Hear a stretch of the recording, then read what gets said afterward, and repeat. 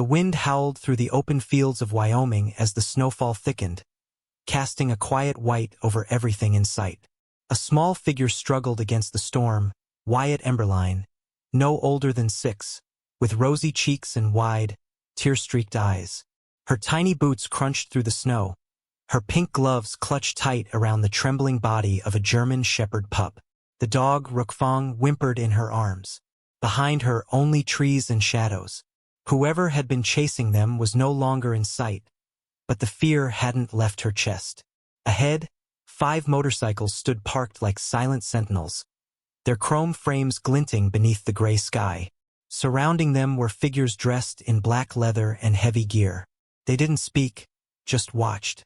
The one in front, broad-shouldered, bald, with a heavy gray beard and arms laced in ink, took a slow step forward. That was Garrick Stonevale.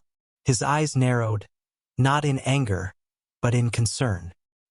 He knelt as Wyatt approached, stretching one gloved hand toward her. "Hey there, little bird," he said softly, voice gravelly yet kind. "You're all right now." The girl froze, clutching Rookfang tighter. She shook her head, her lower lip quivering. "They tried to take him," she whispered. Garrick's expression darkened instantly, his eyes scanning the white horizon. Behind him, Colt Havenscar and Talon Ridgehart exchanged glances. Colt, towering and silent, stepped forward to get a better look at the girl. Talon, lean and sharp-eyed, pulled out his phone. "We need to call this in," he muttered. But Garrick raised a hand, firm, controlled. "Not yet," he said. "Let her speak." Wyatt glanced over her shoulder, as if expecting something terrible to appear from the trees. "A man in a truck," she said. "He grabbed Rookfang. I kicked him. I ran." She sniffled, burying her face in the pup's fur. Rhea Lockmore, the only woman among them, moved beside Garrick and gently placed her own thick jacket over the girl's small shoulders. "You were brave, honey," she said softly. "We've got you now." Then, Talon pointed toward the treeline. "Tracks, fresh ones." Garrick stood, his eyes hardening. "Colt, stay with her. Rhea too. Talon on me." He turned back once to look at Wyatt. "No one's gonna hurt you again. That's a promise." But before he took another step, a shape moved between the trees, dark, slow, watching them. Garrick's hand curled into a fist. Garrick Stonevale moved with quiet purpose, his heavy boots crunching into the snow as he stepped toward the edge of the woods. Talon Ridgehart flanked his right side, eyes sharp, hand resting casually near the handle of the knife tucked beneath his coat. They didn't speak. They didn't need to. Years of riding together, handling broken lives and dangerous men, had taught them how to move as one. The silence around them was thick, until they saw it. Tire tracks cutting deep into the snow, leading into the trees and footprints. Too large to belong to Wyatt. Garrick crouched beside the tracks, running his gloved fingers along the fresh indentations. "Still warm," he muttered. "Whoever it was, they didn't get far." Talon nodded. "Why take a pup in the first place?" Garrick's jaw tightened. "Some men don't need a reason. Control, cruelty, maybe worse." He looked deeper into the forest, eyes narrowing. Or maybe they were after something else. Or someone. Back at the bikes, Colt Havenscar stayed close to Wyatt, keeping his massive frame between her and the woods. She had calmed slightly under Rhea Lockmore's watchful eye. Rhea had taken off her gloves to hold Wyatt's hands in hers, warming her fingers slowly. "That pup means the world to you, doesn't he?" Rhea asked gently. Wyatt nodded. "I found him behind our barn 2 days ago. Mama said we couldn't keep him, but I couldn't let him freeze." Her voice broke. "Then that man came today. He grabbed Rookfang and yelled at me. I just ran." Colt's eyes narrowed at that. He stepped away a few feet, scanning the tree line while Rhea kept the girl calm.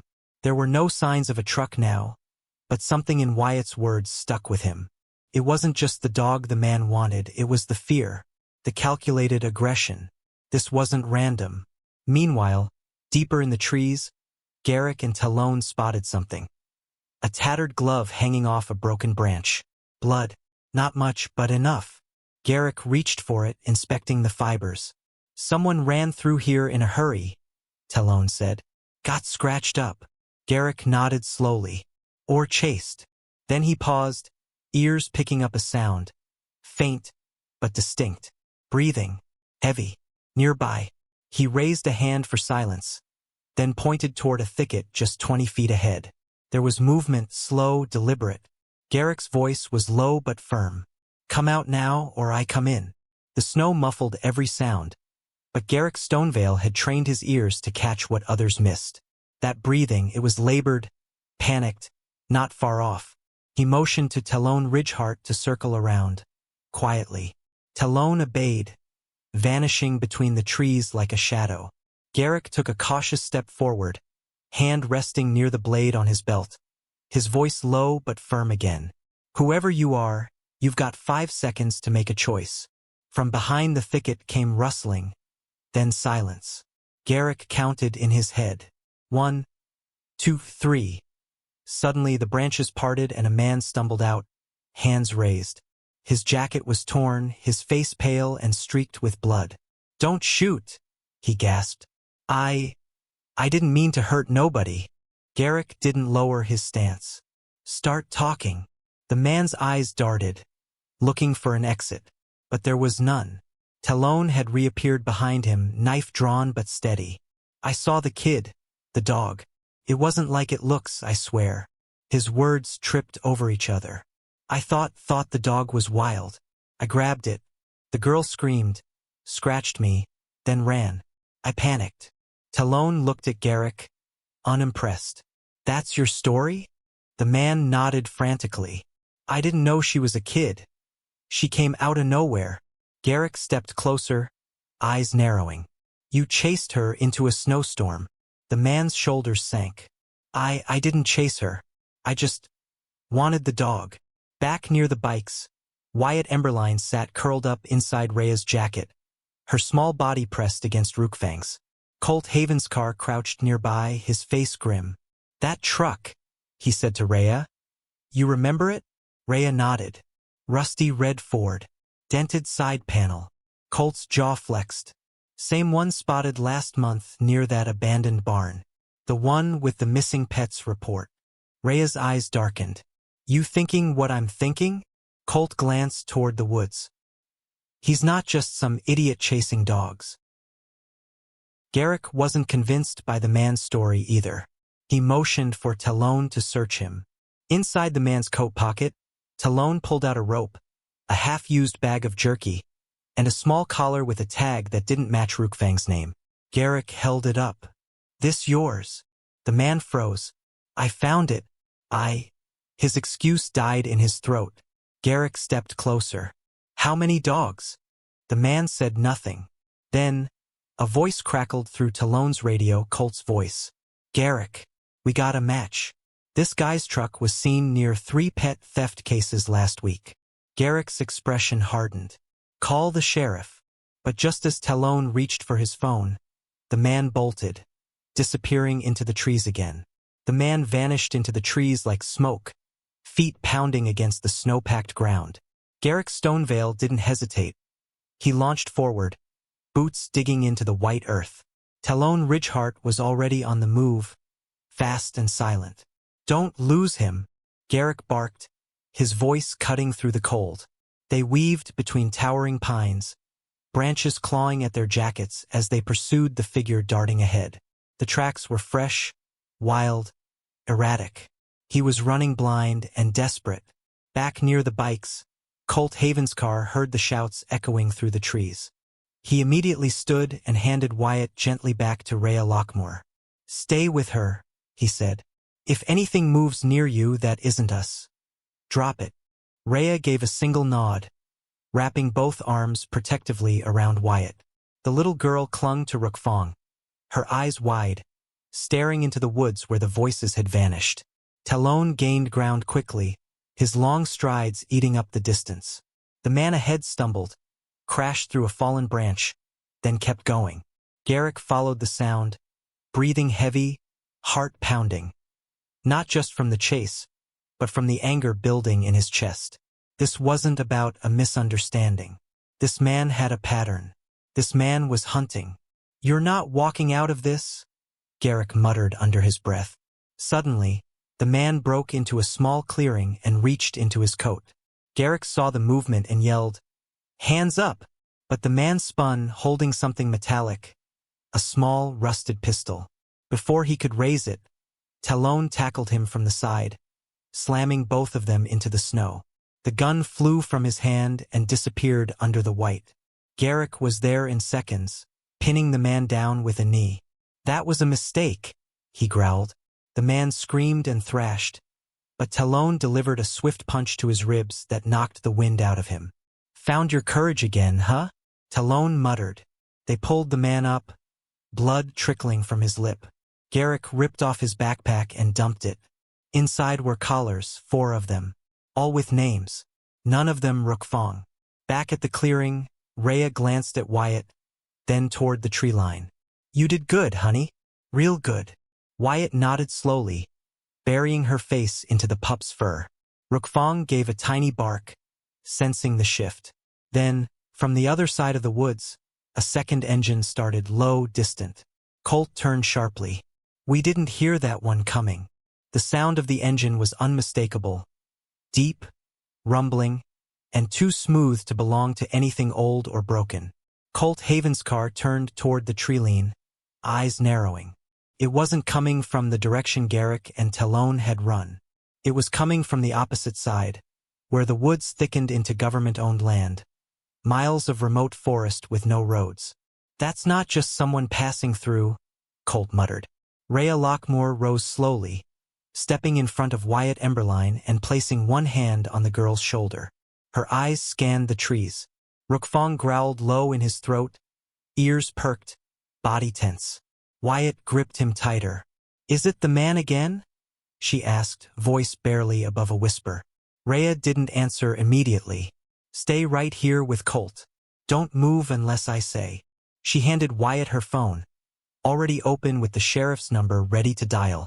In the forest clearing, Garrick Stonevale and Talon Ridgeheart had just finished restraining the man with a pair of zip ties from Talon's belt. "You're done," Garrick said coldly. "You're going to explain every collar in that bag, and what you were doing out here." But before the man could answer, Talon's radio crackled again. This time it was Colt's voice, sharp, alert. "We've got another vehicle. Sounds like it's closing in from the east side." Garrick's face darkened. "Back up. Or an accomplice," Talon said grimly. They dragged the man to his feet. He looked pale now, sweating despite the cold. No, that's not. He wasn't supposed to." He shut his mouth quickly, realizing he had said too much. Garrick stepped closer. "Who is he?" The man shook his head. "Doesn't matter. You don't want to get in his way." Garrick exchanged a look with Talon. That wasn't just fear in the man's voice. It was dread. Back at the bikes, Colt had positioned himself between the group and the tree line. Rhea stood slightly behind him, scanning the woods with her hand near the pistol holstered at her hip. The engine grew louder, then cut off. Silence followed. Then, the soft crunch of footsteps. Colt lifted his voice. "You're coming out now. Hands where I can see them." But what stepped out from the trees wasn't what they expected. A tall man in a black coat, clean-cut, with mirrored sunglasses and no expression at all. He walked calmly, as if this were just another stop in his day. His hands were empty, but his silence said enough. And Wyatt, still holding Rookfang, whispered in fear, "That's him." The man in the black coat didn't rush. He moved with quiet control, each step precise as his boots sank slightly into the snow. His mirrored sunglasses reflected the gray sky, but even without seeing his eyes, Colt Haven's car felt the chill they carried. Rhea Lockmore stepped slightly forward, hand on her pistol, body tense. "You lost?" she asked, voice steady but sharp. The man didn't respond. He just smiled, a thin, unreadable curve of his lips, and stopped 10 feet away. "I'm here for what's mine," he said, his voice low and smooth, like a lawyer delivering bad news. "You've got something that belongs to me." Colt didn't blink. "You'll need to be a lot more specific." The man's head tilted slightly. "The dog." That was it. Just those 2 words. Wyatt Emberline gripped Rookfang tighter, her breathing picking up. She didn't speak, but her small body began to tremble. Rookfang growled again, louder this time. From the radio on Colt's belt, Garrick Stonevale's voice came through. "We're heading back. ETA 2 minutes. What's happening?" Colt kept his eyes on the stranger as he pressed the button. "We've got another problem. He's not armed. Yet, but he's looking for the dog." There was a pause. Then Garrick's voice returned, firmer now. "Don't let him leave." Colt didn't plan to. Rhea stepped beside Colt now, drawing her weapon slowly. Not pointing it, but making sure the man saw it. "You threatening a child over a dog? Doesn't sound like the smartest move." The man smiled again, but there was no warmth in it. "You don't understand. That animal is part of something bigger. It wasn't meant to be found." His voice dropped to a whisper, almost as if he were speaking to himself. "She never should have seen it." Colt's blood ran cold. "What are you talking about?" The man didn't answer. Instead, he slowly pulled a worn leather folder from inside his coat and tossed it to the ground. It landed with a soft thud in the snow. Rhea bent down and opened it. Inside were photos, grainy surveillance images. Wyatt, her house, Rookfang, all taken from a distance. Days ago. Her hand froze on the folder. "Who are you?" Colt demanded. But the man turned and began walking back into the woods, his coat billowing behind him. "You've been warned," he said over his shoulder. "I won't ask twice." And just like that, he vanished between the trees. Seconds later, Garrick and Talon emerged from the opposite side, just missing him. Garrick Stonevale arrived just as the trees swallowed the man in black. He scanned the tree-line, breath heavy, but the footprints already began fading beneath the falling snow. "What happened?" he demanded, his voice low but urgent. Colt Havenscar tossed him the leather folder. He said Rookfang belonged to him. Then he walked away like he owned the damn forest. Garrick opened the folder. His jaw clenched at the sight of the photos, Wyatt at school, at home, walking with Rookfang. He's been watching her for days. Talon Ridgehart knelt beside Rhea Lockmore, who was still staring at the folder. "These aren't random surveillance shots," Talon said. "These are targeted." He knew where she'd be. This was planned. Rhea's voice was tight. "He didn't just want the dog, he wanted control. He's hiding something." Garrick nodded slowly. "He's not just some creep off the road. He's connected to something bigger. And this kid just stumbled into it." Wyatt sat a few feet away, hugging Rookfang tightly. Her eyes were wide but dry now, as if she had cried everything out. "I don't know why he's after Rookfang," she whispered. "I just found him. He was scared. Alone." Garrick walked over and knelt beside her. "Wyatt," he said gently, "when you found Rookfang, was there anything strange? Anything near him? A mark? A collar?" She shook her head, then paused.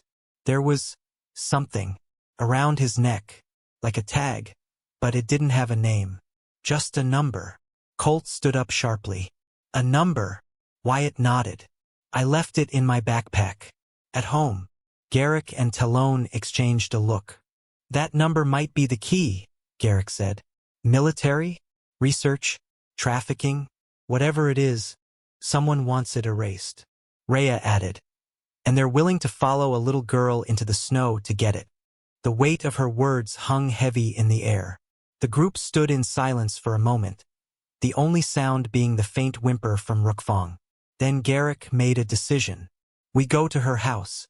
Now, we find that tag. Whatever they're hiding, we end it before they come back." Colt nodded. "Agreed. But we take a different route. No more surprises." As they prepared the bikes and loaded Wyatt carefully onto Rhea's with Rookfang in her arms, the woods around them grew colder, quieter, like they were being watched again. Miles away, deeper in the forest, the man in black pulled out a phone. "They're moving," he said. "Get ready." The road to Wyatt Emberline's house was narrow and icy, winding between frost-covered trees and open fields blanketed in white. Rhea Lockmore rode carefully, arms steady as Wyatt clung to her waist, Rookfang nestled between them beneath Garrick's thick coat. The sky had turned a dull silver, and though it was still daytime, the forest felt darker than it should. Garrick Stonevale led the group, jaw clenched, eyes scanning every tree. They didn't speak. Not out here. Not with the threat still too close behind them. Wyatt's house stood alone near the edge of a wooded hill, an old farmhouse with peeling paint and a wide front porch half buried in snow. As they pulled up, Talon Ridgeheart hopped off his bike and did a quick sweep around the perimeter. Colt Haven's car stayed by the porch, keeping watch on the road. Garrick turned to Wyatt gently. "Where's your backpack?" She pointed to the back door. "Inside. Kitchen chair." Rhea gave a reassuring nod. "Let's go get it, sweetheart." Inside, the house was quiet. Too quiet. The warmth of the heating system hummed faintly, but the silence felt heavy. Rhea guided Wyatt to the kitchen. The backpack was right where she said. Rhea opened the front pocket and reached inside. There it was, a small metal tag, about the size of a quarter, attached to a thin piece of string. No name, just a number. A71-942K. Rhea's eyes narrowed. "That's not a pet ID." Garrick stepped into the room and took the tag. He turned it over in his gloved hand, then pulled out his phone and took a photo. "This is a code. Research, maybe military. We'll send it to a contact I trust." Wyatt looked up, confused. Why would a puppy have something like that? Garrick crouched beside her. "Because he wasn't supposed to be found. And you finding him might have stopped something bigger than we know." Outside, Talon and Colt continued their watch. A hawk passed overhead, and a branch cracked somewhere in the woods, but no one appeared. "Not yet." Colt spoke low. "If they knew where she lived, they'll come here eventually." Talon nodded. "And I don't think that man in black works alone." Back inside, Rookfang suddenly stiffened. His ears perked, his muscles tensed, and he let out a low growl that built into a snarl. Then all at once, every window in the house went dark. The power had been cut. The power outage hit like a gut punch. Every light in the house died at once, and the low hum of heat vanished into silence. For a few seconds, no one moved. Garrick Stonevale instinctively reached for his flashlight and weapon, scanning the windows. Rhea Lockmore pulled Wyatt close, wrapping one arm around her and the other over Rookfang's back. The pup was snarling now, facing the front door, body rigid. "They're here," Rhea whispered. Colt Haven's car and Talon Ridgeheart had already moved outside, weapons drawn. The snow had thickened, muffling the crunch of footsteps, but it couldn't hide movement. Figures began to appear through the tree line, distant shadows, coordinated, not rushing, watching. 3 no 4, Colt muttered. "Talon right flank." Talon nodded and slipped into the shadows like a ghost. Colt stayed centered, body squared to the path. His voice crackled through the radio. "We've got company. Same man in black's not alone." Inside, Garrick motioned for Rhea to take Wyatt and Rookfang to the back of the house. "Cell service is gone," she said quietly. Garrick nodded. "They cut the lines. They want us blind, boxed in." He turned back to the kitchen window, eyes scanning the treeline. "They don't want the dog. They want what the dog knows or carries." He pulled the metal tag from his pocket and stared at the number again. Felt heavier now, like a key to something dangerous. In the dim light of a backup lantern, Wyatt looked up at Rhea. "Why are they after him?" Rhea hesitated, then knelt in front of her. "Sometimes people create things they shouldn't, and when those things escape, they don't stop until they're erased. Rookfang isn't just a puppy, Wyatt. He might be part of something much bigger, something they've kept secret." Wyatt hugged Rookfang tighter.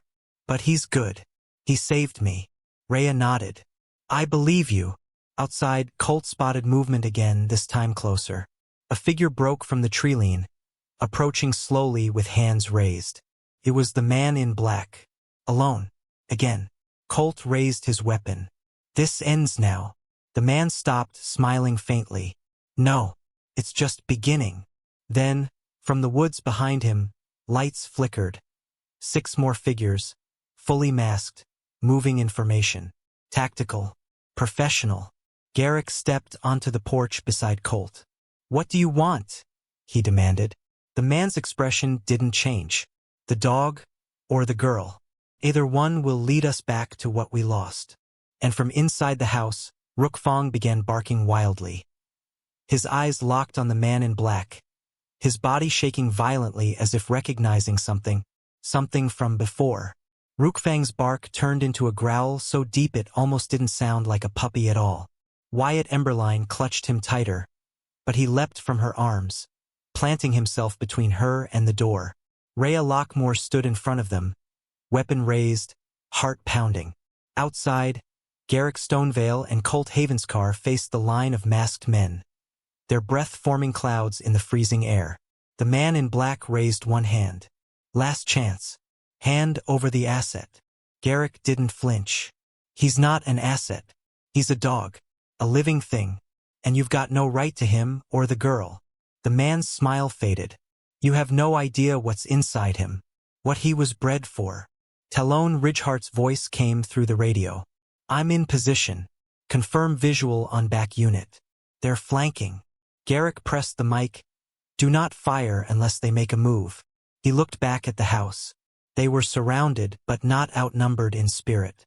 Inside, Wyatt watched as Rookfang sat perfectly still, staring at the door. Then something strange happened. His eyes blinked rapidly, and he let out a soft whine. Rhea knelt beside him. "You okay, boy?" But the pup suddenly turned and walked toward the kitchen.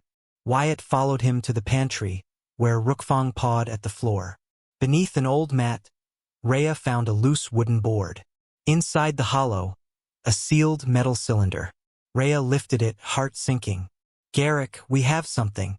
She read the markings. "Property of Lumitech Research Division. Bioasset recovery, level red." Garrick swore under his breath. It was never about the dog. He was carrying the data. Or maybe he is the data. Colt stepped forward. "This is government-level tech. He escaped from a lab. The girl found him before they did." The man in black's voice cut through the cold. "Hand it over or we take it by force." Garrick didn't move. "You're not touching her. Or him." There was silence. Then a flicker, one of the masked men raised a weapon. But before a shot could be fired, Talon took the first one down from the woods with a clean, silent strike. Chaos broke loose. Gunfire cracked through the trees. Garrick and Colt returned fire with precision.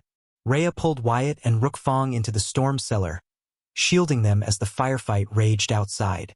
Minutes passed like hours. Then silence. When the sun rose, all was quiet again. The masked men were gone. The man in black had vanished.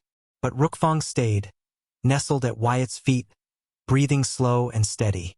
Whatever he had been before, now he was just hers.